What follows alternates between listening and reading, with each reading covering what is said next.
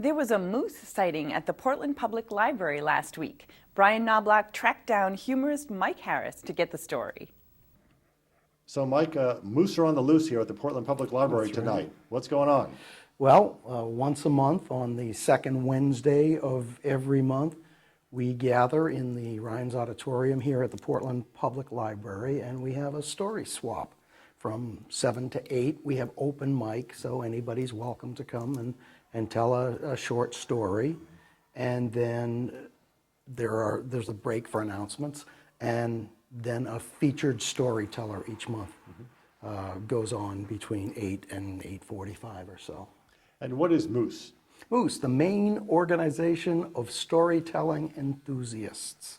We're an organization we're just dedicated to spreading the word about storytelling and all the benefits of storytelling, all the fun that goes with it, the learnings that go with it, the history of it. It's a great tradition, an oral tradition, and we're trying to spread the word as much as we can. And how did you get into it? I just like to talk. I had been doing some public speaking, and somebody suggested this would be a great place for me to practice that and get to know other people who were well trained in oral storytelling. And so I came probably 5 years ago, and I haven't left. It's a great organization, it's great fun, meet some great people. Let's talk a little bit about stories. Okay. People have been telling stories for as long as there have been people. Absolutely. Why is that? Why are they so important? For many cultures, it is the only way of passing history from one generation to the other. And it's become an honored tradition. The storyteller of some of these tribes, they were the most important people in the tribes, the most knowledgeable people. Storytelling can go in many different directions. In our group here, we have a woman, you tell her a few facts and she'll turn it into your own personal fairy tale. And there's another woman who has studied the English and Irish stories and their culture, and she loves to tell the Gaelic stories, and she runs a program once a month over at Bullfeeny's called Shawnee Nights. And myself, I tell stories about things that happen to me. I just tell true to life stories, don't make anything up. What I say to people is that I don't tell jokes, I just tell people what happens and they laugh at me. Another fella has created a character who's a unregistered Maine guide. His name is Willie Find It, and he tells stories from the backwoods of Maine, which just have people in stitches. And people go in different directions, and they have their own reasons for doing it. Some do it for healing. Some do it to pass on their religion. It's a great medium for sending your message along, no matter what it is. And it's really an oral tradition as opposed to a written tradition. Absolutely, right? Absolutely.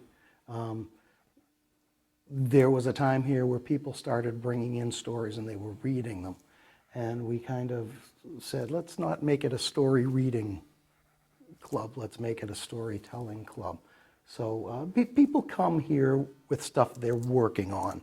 They may have a professional gig that they're going to do and they want to work on it.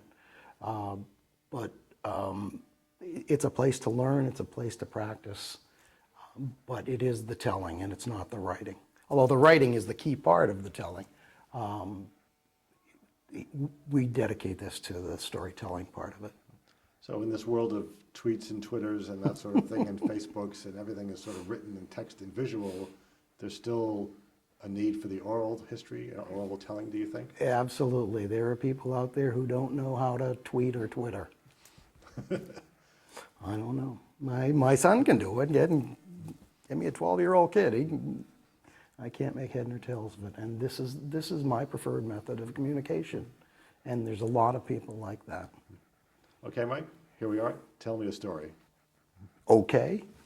A few years back, I got married,